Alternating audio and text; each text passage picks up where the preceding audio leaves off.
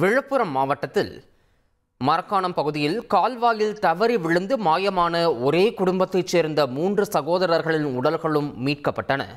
சந்தைத்தோப்பு பகுதியைச் சேர்ந்த கணேசன் என்பவரின் மகன்களான லோகேஷ், விக்ரம், சூர்யா ஆகிய 3 பேரும் ஞாயிற்றுக்கிழமை மாலை கடல் முகத்துவார பகுதியான பக்கிங்காம் கால்வாயில் மீன் பிடித்துக் கொண்டிருந்தனர். அப்போது ஒருவர் தவறி ஆற்றில் விழுந்த நிலையில் அண்ணனை காப்பாற்ற மற்ற இருவரும் குதித்த நிலையில் வெள்ளத்தில் அடித்துச் செல்லப்பட்டனர். தீயணைப்பு துறையினர் அவர்களை தேடி வந்தனர்.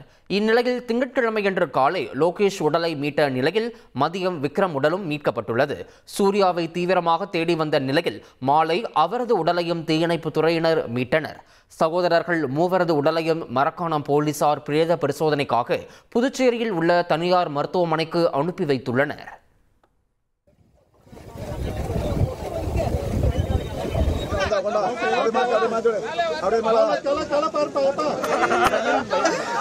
Ahora